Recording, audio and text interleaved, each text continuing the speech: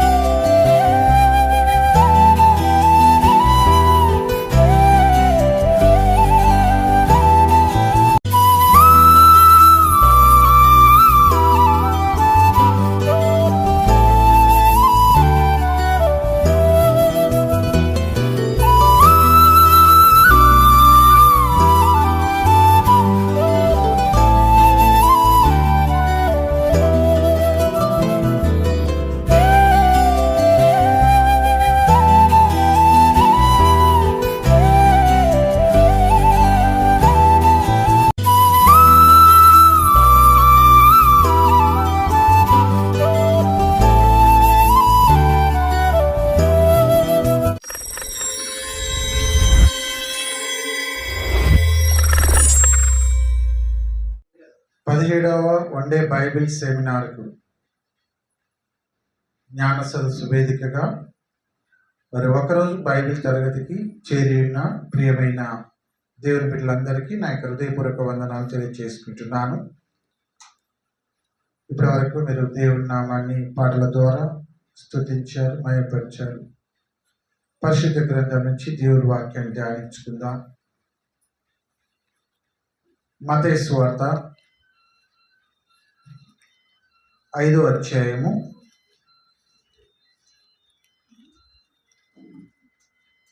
8వ వచనంలో మనం అనుకున్న విషయం టాపిక్ అనేది ఉన్నది.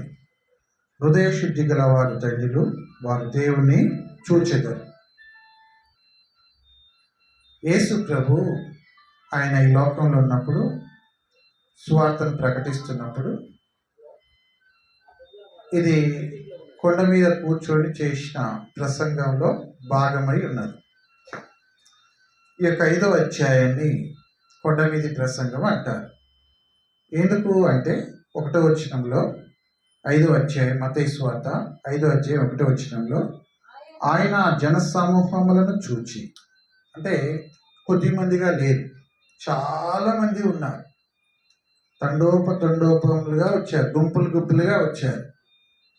అంటే చాలా మంది వచ్చారు కాబట్టి ఆ జన సమూహములను చూచి కొండ ఎక్కి కూర్చున్నాడు కాబట్టి కొండ మీద ప్రసంగం అంటారు. ఆయన శిష్యులు ఆయన వద్దకు వచ్చిరి. అప్పుడు ఆయన నోరు తెరిచి ఇలాగూ బోధింపసాగింది. ఆత్మ విషయమై దీనులైన వారు ధన్యులు, పరలోక రాజ్యం వారిది అనే విషయాలు చెప్పుకుంటూ వస్తూ 8వ వచనంలో హృదయ శుద్ధి గల వారు ధన్యులు, వారు దేవుని చూచెదరు. ఇది చాలా లోతైన విషయం. ఎందుకంటే ఇది సాధారణమైనటువంటి విషయం కాదు. హృదయ శుద్ధి గల వారు ధన్యులు, ఇంగ్లీష్లో బ్లెస్డ్ అని ఉంటుంది. అంటే దానికి ఇంకొక పదం ఏంటంటే ఆశీర్వదించబడిన వారని. ధన్యులు, ధన్యత అంటే దీవెన, ఆశీర్వాదం అని అర్థం. అయితే ఒక పదానికి నానార్థాలు ఉంటాయి, అర్థాలు ఎక్కువగా ఉంటాయి. అయితే హృదయ శుద్ధి గల వారు ధన్యులు, వారు దేవుణ్ణి చూచి. ఇందులో ఒక వాక్యము, ఒక మొదటి భాగానికి రెండో భాగం అనేది చాలా ఆశ్చర్యకరంగా ఉంటుంది. ఏమిటి ఆశ్చర్యం అంటే, మన యొక్క హృదయము శుద్ధి గలదైతే ఆ శుద్ధ హృదయంతో దేవుణ్ణి చూడడానికి అవకాశం ఉంటుందట. వాస్తవానికి ఎవరైనా దేవుణ్ణి చూసిరా, చూడగలుగుతారా? ఎప్పుడైనా చూచిన వారు ఉన్నారంటే లేదు అని పరిశుద్ధ గ్రంథం చెప్తుంది. ఒకసారి యోహాను సువార్త 1వ అధ్యాయము, యోహాను సువార్త 1వ అధ్యాయము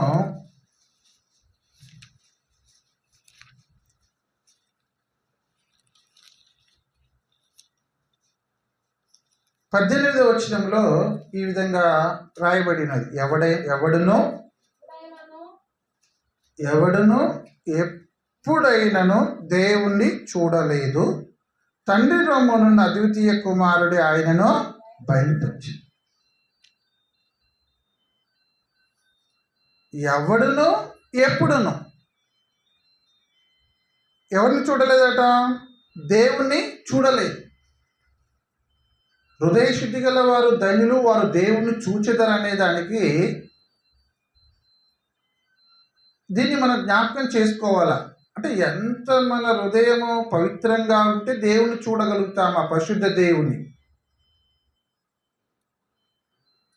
ఖచ్చితంగా చూడగలుగుతారు అంటున్నారు. కానీ హృదయం ఎట్లా ఉండాలట? షరతులతో కూడుకున్నది, కండిషన్స్ ఉన్నది. ఇక్కడ శుద్ధి గలదిగా ఉండాలంటున్నాడు.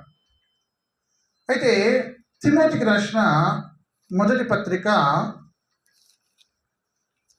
6వ అధ్యాయము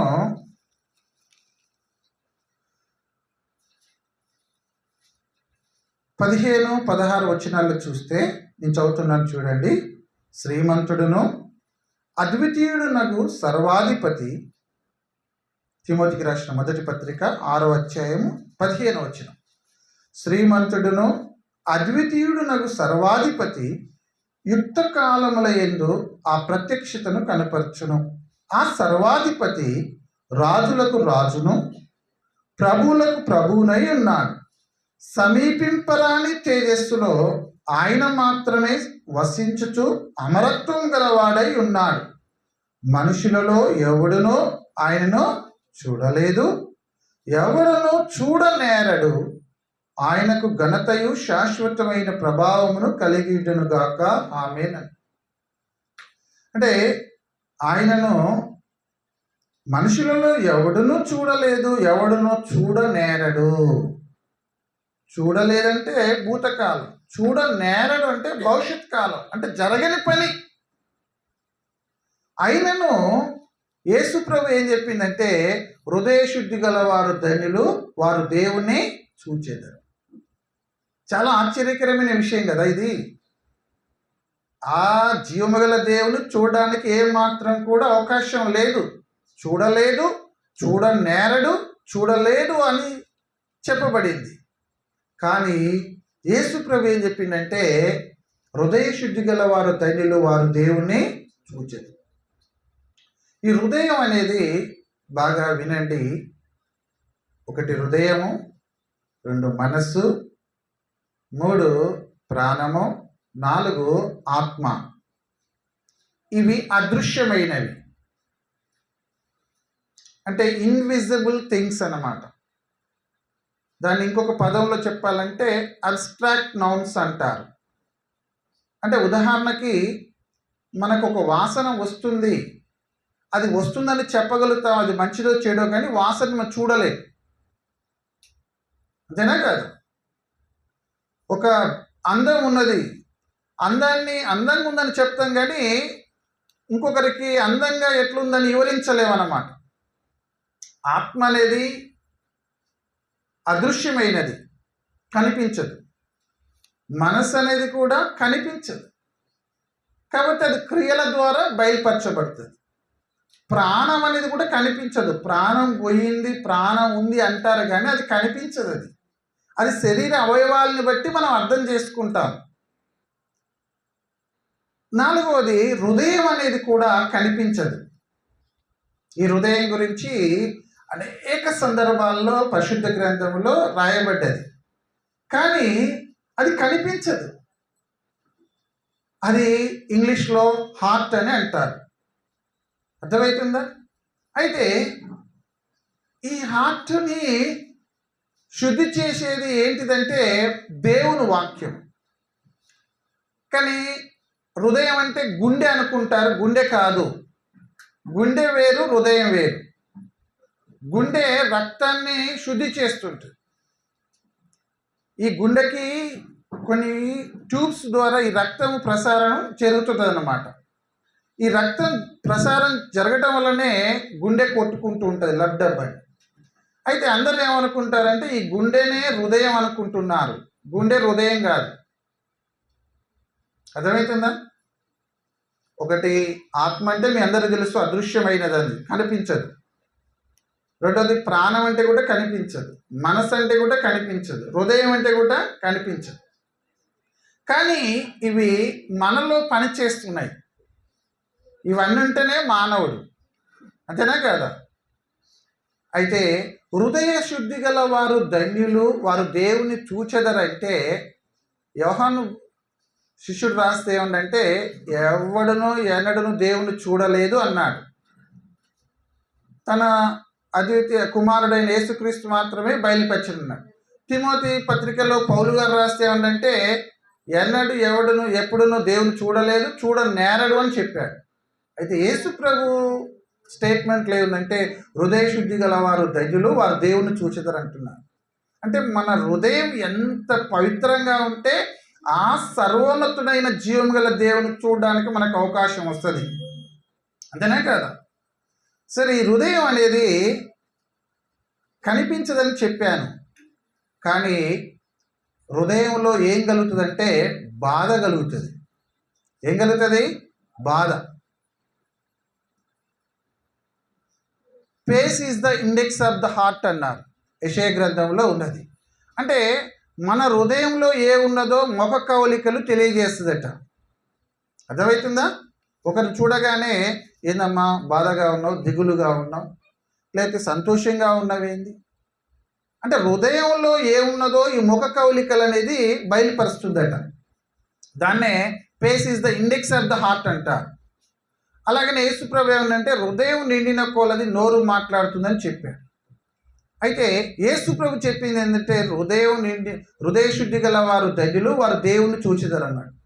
ఒకసారి ఈ హృదయం గురించి వందల సందర్భాల్లో దేవుడు ప్రస్తావించాడు. కొన్ని ప్రాముఖ్యమైన విషయాలు చెప్పి నేను ముగిస్తాను. ఒకటి, జీవము గల దేవుడే తన హృదయంలో ఏమనుకున్నాడు ఒకసారి చూడండి. ఆదికాండము 6వ అధ్యాయము.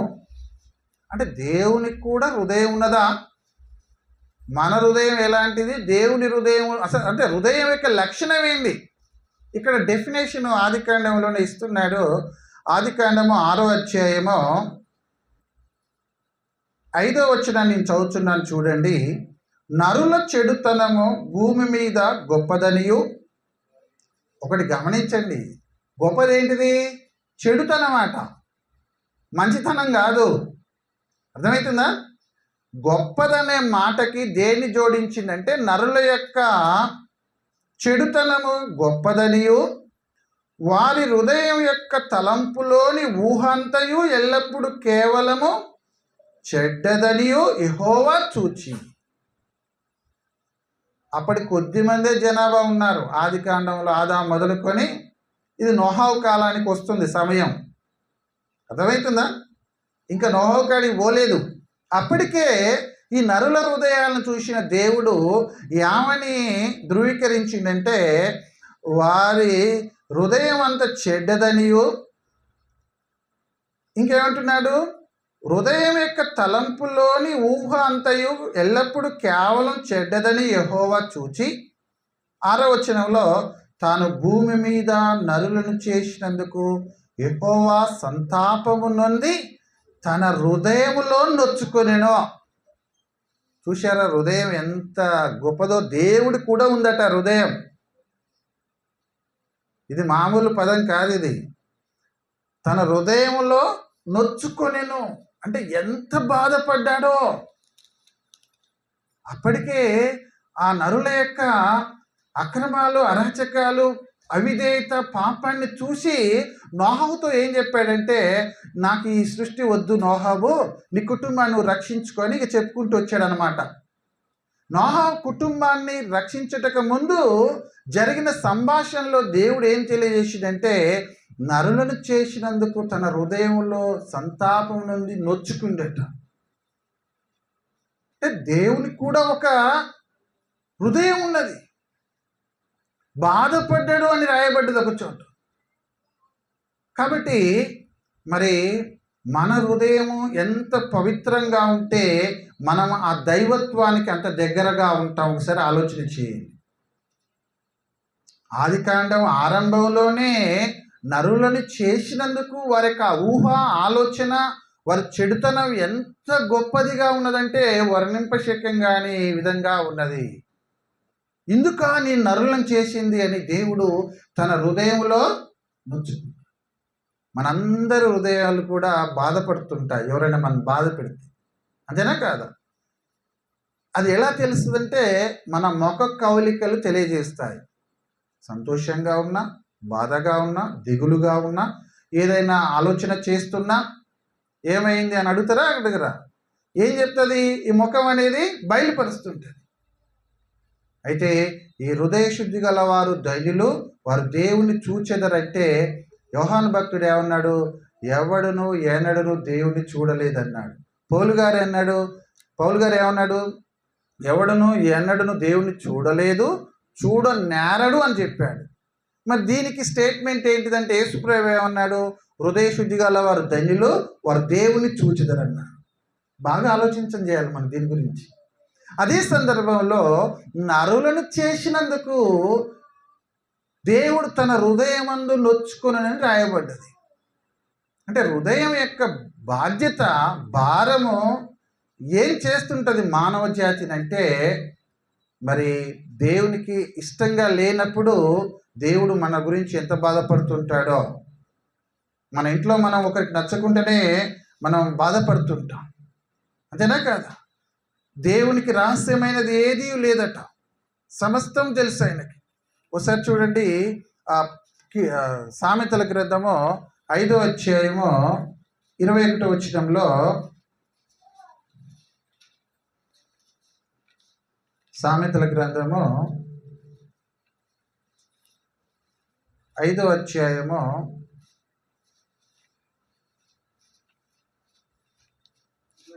21వ వచనం, నరుల మార్గములను యెహోవా ఎరుగును, వారి నడతలన్నిటినీ ఆయన గుర్తించు. అలాగనే చూడండి, అంటే మన మార్గాలు అంటే మన ఆలోచనలు. అలాగనే సామెతల గ్రంథము 4వ అధ్యాయము 23వ వచనం చూడండి, నీ హృదయములో నుండి ఏ దారాలట? నీటి దారాలు కాదు, జీవధారలు బయలుదేరుడు. కాబట్టి అన్నిటికంటే ముఖ్యముగా నీ హృదయమును భద్రముగా కాపాడుకొనుము. ఇట్ ఈస్ అవర్ రెస్పాన్సిబిలిటీ, మన బాధ్యత, అంతేనా కదా? ఎందుకని? ఈ హృదయంలో నుండి జీవధారలు బయలుదేరుతున్నాయట. ఎంత గొప్పదంటే హృదయమో, దేవుడికి ఉన్న హృదయమే మనకిచ్చాడు. ఎవరైనా బాధపడుతుంటే మనం బాధపడతాం, అంతేనా కాదు? కాబట్టి ఈ విధంగా చూసుకున్నట్లయితే మరి చాలా సందర్భాల్లో ఈ హృదయం గురించి చెప్పబడ్డది, రాయబడి ఉన్నది. ఒకసారి ఇశ్రాయేళ్ల గురించి జ్ఞాపకం చేసుకున్నప్పుడు, ఐగుప్తులో నుంచి ఇశ్రాయేల్ ప్రజల్ని మోషే గారు విడిపించడానికి వెళ్ళినప్పుడు ఇశ్రాయేల్ ప్రజలు దేవుణ్ణి సరిగా ఎరగలేదు, నమ్మలేదు. నమ్మిరా? మోషే సీనాయి పర్వతం వెళ్ళగానే ఆరోన్కి బంగారం నగలన్నీ ఇచ్చి ఒక పోత విగ్రహం దూడని చేసి ఇదే మా దేవుడని ఊరేగిరిగా. వారి యొక్క అవిధేయతను ఆ క్షణక్షణం పరిశీలించుకుంటూ వచ్చింది కదా. అయితే నరుల హృదయాన్ని కఠినపరిచేది కూడా దేవుడే అని రాయబడ్డది. ఒకసారి నిర్గమాకాండము 7వ అధ్యాయము 3వ వచనాన్ని చూడండి. అంటే కొందరు హృదయాన్ని కఠినపరుచుకుంటారు. ఆ విషయంలో దేవుడు ఫరో యొక్క హృదయాన్ని కఠినపరిచినట్లుగా మనం చూడగలుగుతున్నాం. అయితే నేను నిర్గమాకాండము 7వ అధ్యాయము 3వ వచనం నేను చదువుతున్నాను, చూడండి. అయితే నేను ఫరో హృదయమును, ఫరో రాజు, ఐగుప్తు రాజు, అర్థమవుతుందా? ఫరో హృదయమును కఠినపరచి ఐగుప్తు దేశములో నా సూచక క్రియలను, నా మహత్కార్యములను విస్తరింపచేసేదను. అంటే ఎందుకు చేయవలసింది? ఫరో యొక్క హృదయాన్ని కఠినపరచాల్సి వచ్చిందంటే ఇజ్రాయేలులు ఆ యొక్క దేవుణ్ణి తెలుసుకునేంత వరకు ఫరో కఠినంగా ప్రవర్తించాడు. ఎర్ర సముద్రాన్ని దాటించగల దేవుడు, బండ నుంచి నీళ్ళిచ్చిన దేవుడు ఒకేసారి వాళ్ళని తీసుకురాగలడు కదా, తీసుకురాగలుగుతాడు. కానీ వాళ్ళు తెలుసుకోవాలా. అరణ్యంలో వారు అనేక సార్లు అవిధేయులుగా జీవించారు. అందుకనే ఎంతోమంది బయలుదేరితే 2 అడుగు పెట్టారు కనాను దేశంలో. ఎవరు వాళ్ళు? యెహోషువ, కాలేబు. మిగతా వారందరూ ఏమైపోయారు? చెట్టు యొక్క ఆకులు రాలినట్టు అడవిలో, అరణ్యంలో రాలిపోయారు. దేన్ని బట్టి? వారి యొక్క అవిధేయతను బట్టి. కాబట్టి ఇక్కడ 7వ అధ్యాయం 3వ వచనంలో నేను ఫరో హృదయమును కఠినపరచెదను అన్నాడు. 7:13వ వచనంలో చూడండి, యెహోవా చెప్పినట్టు ఫరో హృదయము కఠినమాయను. చెప్పిండు, అయిందన్నాడు. ఇక్కడ కఠినమాయను కనుక అతడు వారి మాట వినకపోయింది. ఇజ్రాయెల్ ప్రజలు వెళ్తూ ఉంటుంటే అడ్డుపడుతున్నాడు ఫరో రాజు. అసలు కారణం ఏంటంటే వీరి యొక్క అవిధేయతను బట్టే ఫరో హృదయాన్ని దేవుడు కఠినపరిచాడు. మన హృదయాలు కూడా అప్పుడప్పుడు కఠినంగా ప్రవర్తిస్తుంటాయి. కన్న తల్లిదండ్రులు పిల్లల ఎడల కఠినంగా ప్రవర్తిస్తుంటారు, అంతేనా కాదు? నా కొడుకు కాదు, చావని బ్రతకని అంటుంటాడు తండ్రి. ఎందుకంటే విసిగిపోతాడు తండ్రి కుమారుని ఎడల. అలాగా మనల్ని కన్న తండ్రి మాత్రమో అనంటలేదు. కాకపోతే మోషేని విసిగించారు, దేవుణ్ణి విసిగించారు. ఈ అరణ్యంలో మమ్మల్ని చంపడానికి తీసుకొచ్చావా? ఆహారం లేదంటే మోషే విజ్ఞాపన చేస్తే మన్నాను కురిపించాడు, నీళ్ళు లేవంటే ఇచ్చాడు, మాంసం లేదంటే కలగజేశాడు. అయినా వారికి విధేయత, విశ్వాసమో కలగలేదు. అందుకనే కొంతకాలము ఆ అరణ్యంలోనే వారు సంచరించారు. కాబట్టి చూడండి, యెహోవా మరి ఆయన హృదయాన్ని కఠినపరిచినట్లుగా మనం జ్ఞాపకం చేసుకుంటున్నాం. అదే సందర్భంలో ద్వితీయోపదేశకాండము 4వ అధ్యాయము 29వ వచనములో మోషేకి దేవుడు ఒక ఆజ్ఞనిస్తున్నాడు. 4వ అధ్యాయము 29వ వచనంలో, అయితే అక్కడ నుండి నీ దేవుడైన యెహోవాను మీరు వెతికిన ఎడల నీ పూర్ణ హృదయంతో, పూర్ణ హృదయం అంటే కంప్లీట్ అన్నమాట, వెలితి లేని హృదయం అన్నమాట, నిండు మనసుతోటి. ఎవరైనా భోజనం పెడితే ఎలాగా? కొంచెం పెట్టినా కానీ, హృదయపూర్వకంగా పెడితే కొంచెం తిన్నా సరిపోకున్నా కానీ కడుపు నిండినట్టు అనిపిస్తుంది. నువ్వు గిన్నెడు పెట్టినా కానీ హృదయపూర్వకంగా పెట్టకుంటే పెట్టింది కానీ గులిగింది అంటారు. అంటారా అన్నరా? ఎక్కువ సమస్యలు వచ్చేది ఎక్కడ? తిండి కాన్నే. లక్షలు పెట్టి ఫంక్షన్లు చేస్తారు. తిండి కొంచెం ఆలస్యం అయినా, ఎక్కువ వేయకపోయినా, తక్కువ అయినా విప్లవం లేపుతారు. కాబట్టి ఏ పని చేసినా అందుకనే హార్ట్ఫుల్గా చేయాలంటారు. అందుకని ఇక్కడ ఏమని చెప్పాడు చూడండి, నీ పూర్ణ హృదయముతో నీ పూర్ణ ఆత్మతో నువ్వు వెతుకున్నప్పుడు ఆయన నీకు ప్రత్యక్షమగును. ఆషామాషగా వెతకడం కాదు, పరిపూర్ణమైన హృదయంతో మనసుతో నువ్వు దేవుణ్ణి వెతకాల. నీలో ఏమాత్రం వెలిత అనేది ఉండకూడదని తెలియజేశాడు. అలాగనే 6వ అధ్యాయము 5వ వచనంలో అదే ద్వితీయోపదేశ కాండము, ఒకటేమో ఎదగమన్నాడు పూర్ణ హృదయంతో, రెండవదేమో 6వ అధ్యాయము 5వ వచనంలో నీ పూర్ణ హృదయముతోను నీ పూర్ణ ఆత్మతోను నీ పూర్ణ శక్తితోను నీ దేవుడైన యెహోవాను ప్రేమింపవలెను. మనం 100 సార్లు చదువుతుంటాం కానీ నాకు తెలిసిన అనుభవపూర్వకంగా చెప్తున్నాను, దేవుణ్ణి ప్రేమించటంలో మనం వెనకబడుతున్నాం. ఈ మాట క్రొత్త నిబంధనలో కూడా చెప్పాడు యేసుప్రభు కాలంలో. ఆనాడు చెప్పబడిన మాట. దేవుడు ఏం కోరుకుంటున్నాడంటే తనకి ఎక్కువగా ప్రాధాన్యత ఇవ్వమంటున్నాడు. ఎందుకు పదే సార్లు చెప్తున్నాడు? మరలా చదువుతున్నాను చూడండి. నీ పూర్ణ హృదయంతోని నీ పూర్ణాత్మతోను నీ పూర్ణ శక్తితోను నీ దేవుడైన యెహోవాను ప్రేమింపవలెను. మన కన్న బిడ్డల్ని మనం ప్రేమిస్తాం.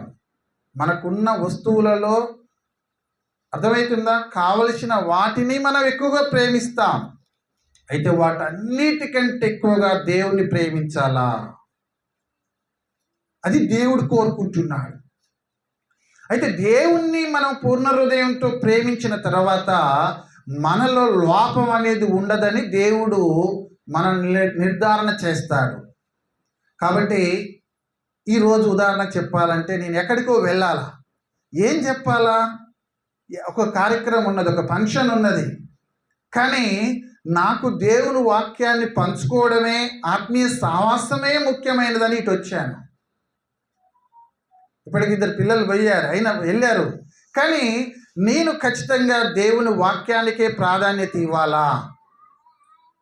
అంటే దేవుని వాక్యానికి ప్రాధాన్యత ఇస్తుందంటే దేవుని ప్రేమిస్తున్నానని అర్థము. దేవుని ప్రేమించటం అనేది, దేవుని వాక్యానికి మనం సమయం ఇవ్వడం అనేది ఈ లోకంలో ఏది కూడా సాటి రాదు. ఎండలు విపరీతంగా ఉన్నాయి, అగ్ని గోళంగా ఉన్నది, అగ్ని గుండముగా బగబగా వేడి గాలులు ఉన్నాయి.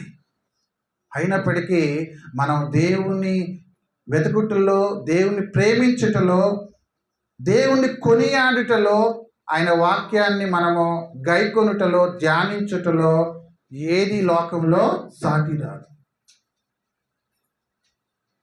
ఒక విషయము మా అమ్మ అనేది, నేను చచ్చిపోతే అప్పుడు ప్రార్థన పెడతావంటే, నువ్వు చచ్చిపోయినా నీ శవం పక్క అక్కడ ఉన్నా నిన్ను ఆరాధన చేసినాకనే అది చేస్తా అని చెప్పింది.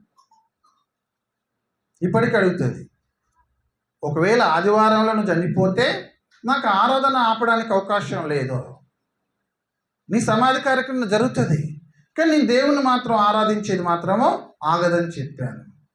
ఎందుకంటే ఆ జీవగల దేవుణ్ణి మనము బ్రతుకున్నంత కాలమే ఇక్కడ ఆరాధిస్తాము.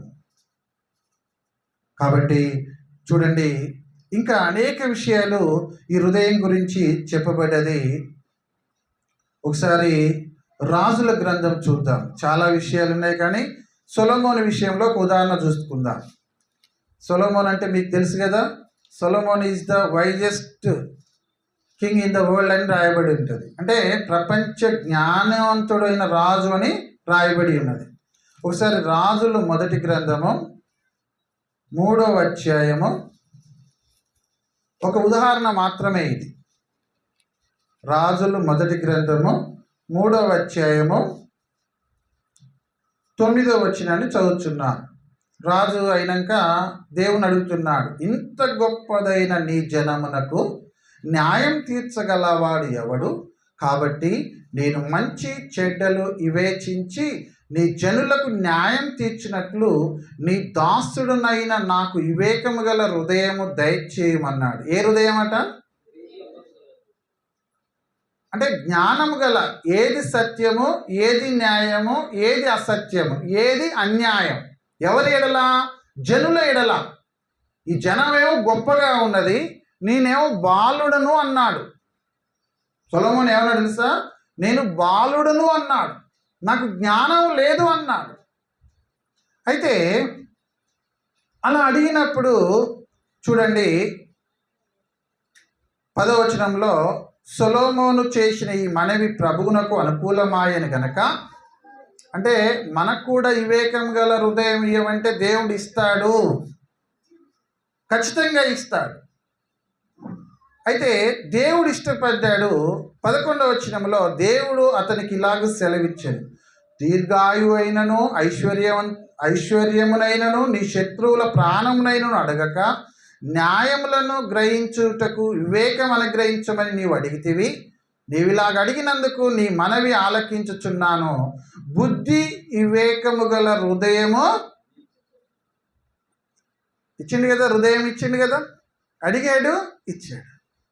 అయితే మరి ఇంకా ఏమన్నా తెలుసా? కింద, పూర్వీకులలో నీ వంటి వాడు ఒకడును లేడు, ఇక మీదట నీ వంటి వాడొకడును ఉండడు.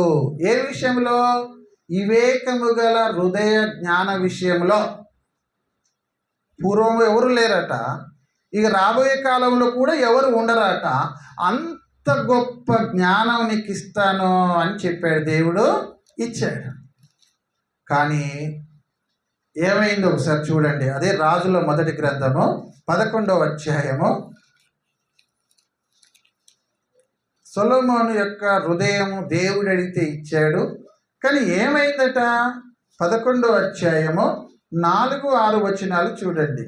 4వ వచనం, సొలొమోను వృద్ధుడైనప్పుడు ఏం జరిగిందట? సొలొమోను వృద్ధుడైనప్పుడు అతని భార్యలు, అంటే ముసలివాడైనప్పుడు అతని భార్యలు ఏం చేశారట?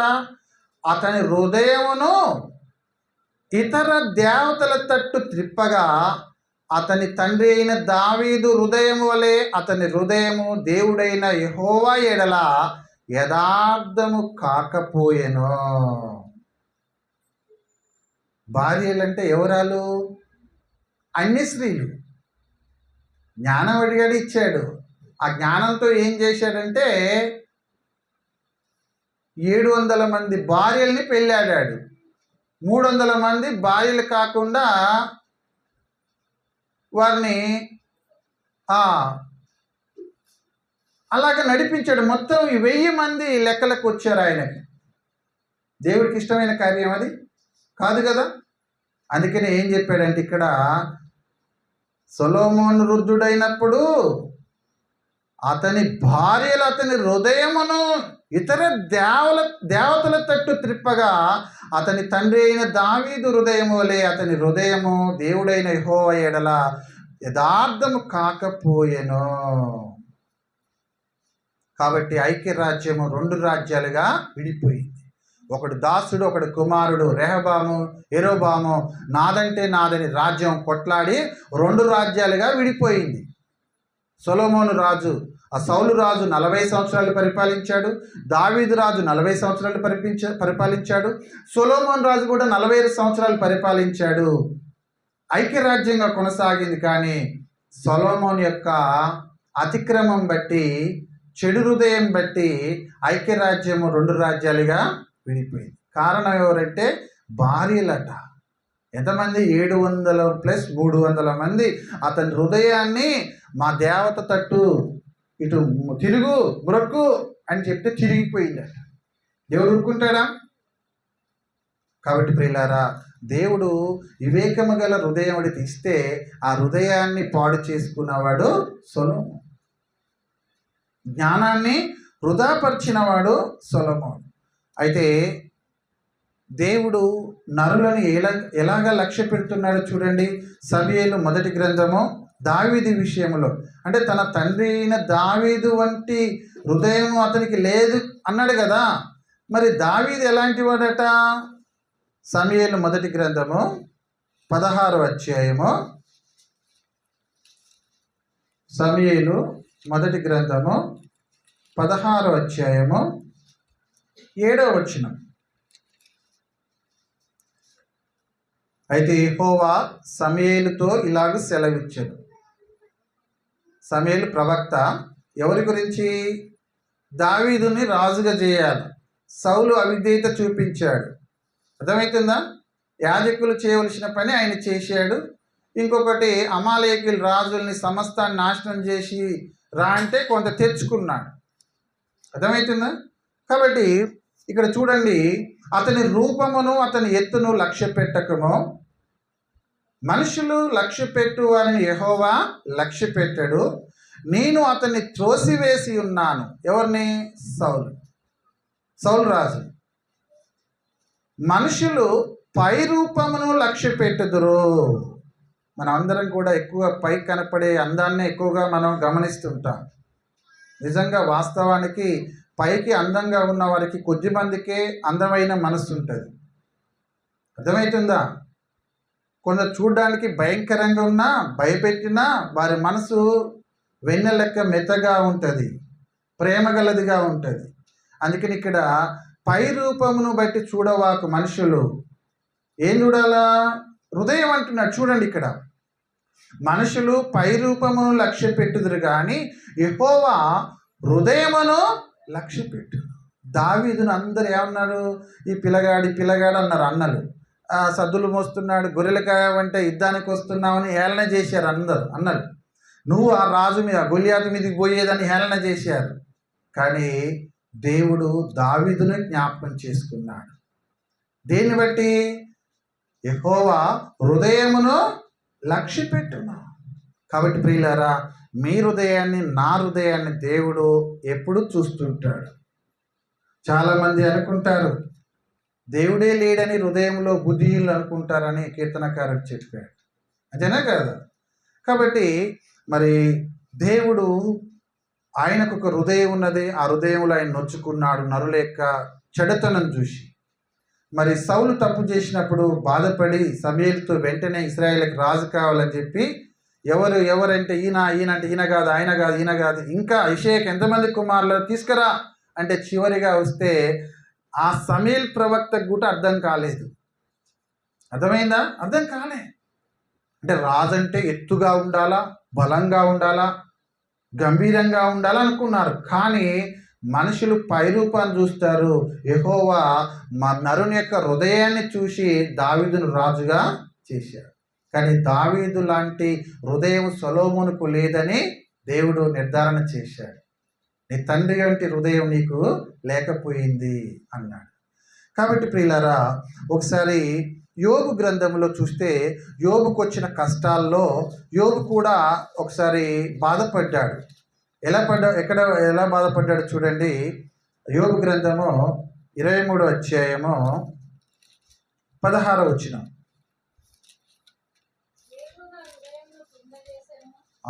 యోబు అంటున్నాడు, యోబుకు ఎన్ని కష్టాలు వచ్చినాయంటే, ఇక బైబిల్లో యోబుకు వచ్చిన కష్టాలు ఎవరికి రాలేదండి, ఎవరికి రాలే. యోబు గ్రంథం అంతా యోబు గురించి రాయబడ్డది. 3 స్నేహితులు, తన భార్య, పిల్లలు, తనకున్న సంపద మొత్తము కొల్లగట్టుకుపోయింది. తర్వాత తను ఒక్కడే ఒంటరిగా ఈ కృష ప్రాణంతో పోరాటం చేస్తున్నాడు, విశ్వాస పోరాటం. అర్థమవుతుందా?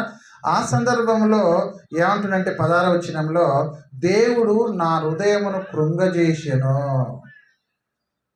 మనకు కూడా కష్టాలు, బాధలు వచ్చినప్పుడు ఎవరికి చెప్పుకోకుండా కృంగిపోతాం. ఎందుకంటే చెప్పినా తీరదని తెలుసు మనకు. అర్థమవుతుందా? ఆర్థికంగా, మానసికంగా, అనారోగ్యంగా ఏదైనా మనకు సంభవింపరాంది జరిగితే మనం ఎవరికి చెప్పుకోలేము. చెప్పడానికి ఆ స్వరము, ఆ నోరు కూడా రాదు. అదే జరిగింది యోబు జీవితంలో. ఏమంటే దేవుడు నా హృదయమును కృంగజేసెను, సర్వశక్తుడే నన్ను కలవరపరచెను. అవును, తన ప్రాణం మీద తప్ప తన శరీరాన్ని నడినెత్తి మొదలుకొని అరికాలు వరకు బాధగల కురుపులు కలగజేసి తన శరీరాన్ని ఏం చేసుకుంటో చేసుకో, కానీ ప్రాణం మీద మాత్రం నీకు అధికారం ఇవ్వాలన్నాడు సాతాను. అయినను తనకు మిగిలి ఉన్న ప్రాణంతో పోరాటం చేశాడు, విశ్వాస పోరాటం. అయితే ఎందుకు మనం యోగుని జ్ఞాపకం చేసుకోవాలంటే, ఆయన కృంగిపోయినా కృషించిపోయినా విశ్వాస త్యాగాన్ని మరవలేదు. భార్య దుమ్మెత్తి పోసినా కానీ మూర్ఖురాలు మాట్లాడినట్టు మాట్లాడుచున్నావు, దేవుడు మేలు చేస్తేనే సంతోషపడతావా, కీడు కలుగజేస్తే దాన్ని భరించలేవా అన్నాడు. ఈ దేవుణ్ణి దూషించి చచ్చిపో అన్నది భార్య. కాబట్టి యోబు ఏ విషయంలో కూడా పాపం చేయలేదని రాయబడి ఉన్నది. కాబట్టి ప్రియులారా, మరి ఒకసారి హృదయం గురించి మనం జ్ఞాపకం చేసుకుంటే, ఇర్మియా గ్రంథము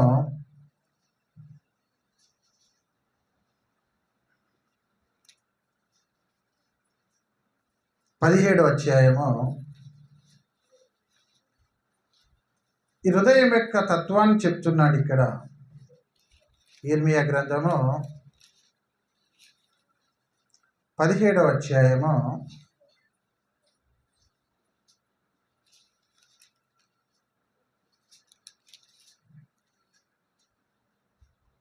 9వ వచనం. హృదయము అన్నిటికంటే మోసకరమైనది. అంటే క్యారెక్టరిస్టిక్ ఆఫ్ ద హార్ట్, హృదయం యొక్క లక్షణాన్ని చెప్తున్నాడు. ఒకటి అర్థమవుతుందా? హృదయము అన్నిటికంటే మోసకరమైనదట. రెండవది, అది ఘోరమైన వ్యాధి కలది. మన శరీరంలో కలిగే వ్యాధులకి డాక్టర్లు ఉన్నారు, మందులు ఉన్నాయి, కానీ హృదయానికి వచ్చిన వ్యాధికి ఏమీ లేదని గుర్తుపెట్టుకోవాలండి.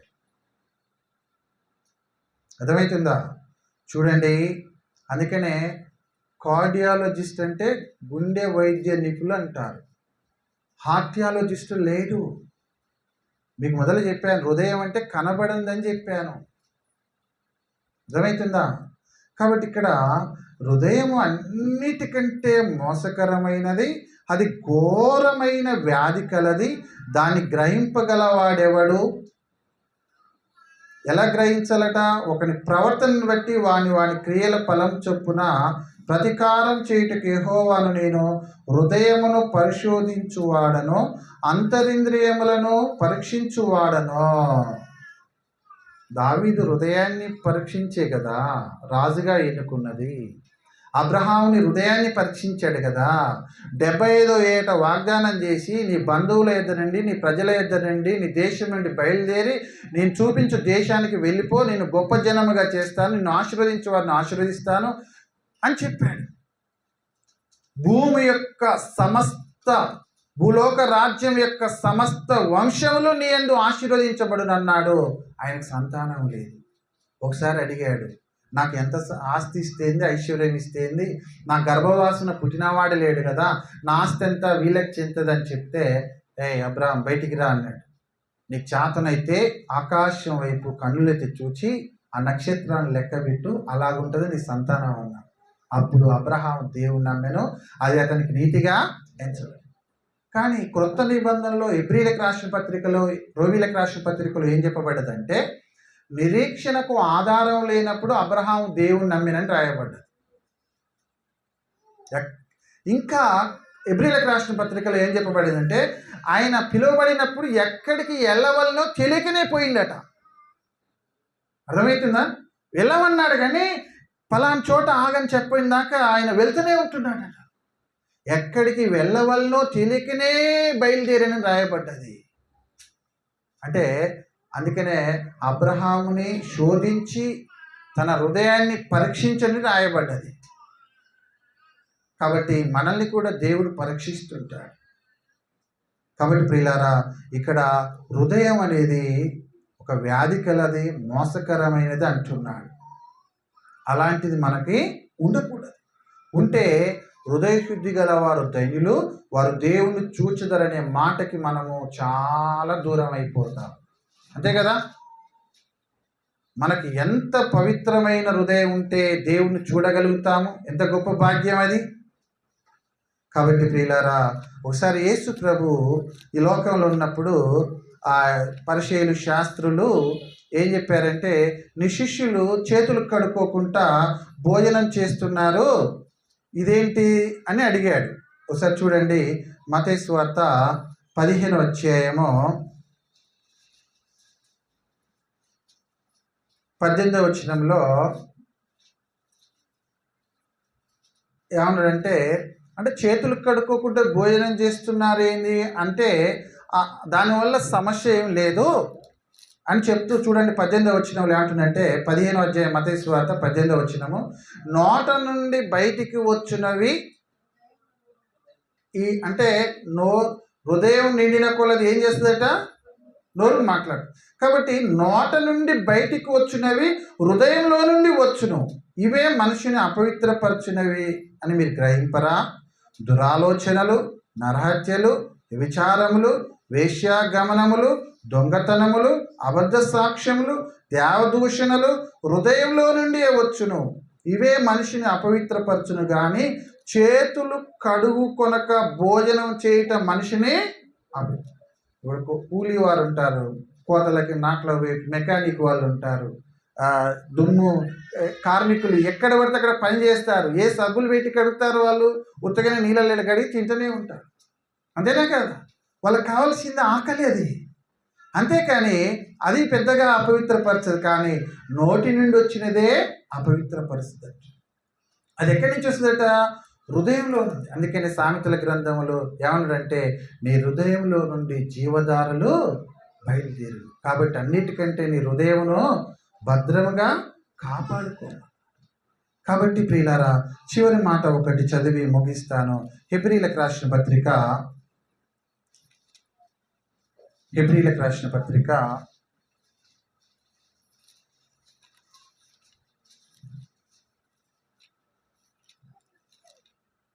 అంటే ప్రతి క్రైస్తవుని కూడా విశ్వాస విషయంలో హెచ్చరిక చేస్తుంది ఈ మాట. 3వ అధ్యాయము 12వ వచనాన్ని చదువుతున్నాను చూడండి. సహోదరులారా, ఇది ఎవరిని ఉద్దేశించి అంటే ఇశ్రాయేల్ ప్రజల్ని ఉద్దేశించి చెప్పాడనమాట హెబ్రీ గ్రంథకర్త.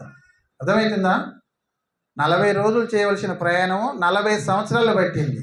ఎందుకంటే వారి యొక్క అవిధేయత. అందుకనే సహోదరులారంటే క్రొత్త నిబంధనలో మనల్ని సహోదరులారని పిలుస్తున్నాడు గ్రంథకర్త. 12వ వచనం, సహోదరులారా, జీవము గల దేవుని విడిచిపోవునట్టి విశ్వాసము లేని దుష్ట హృదయం. ఈ హృదయానికి చాలా పేర్లు పెట్టాడు. అర్థమవుతుందా? జ్ఞాన హృదయం అని, వివేకం గల హృదయం అని, పూర్ణ హృదయం అని. అర్థమైందా?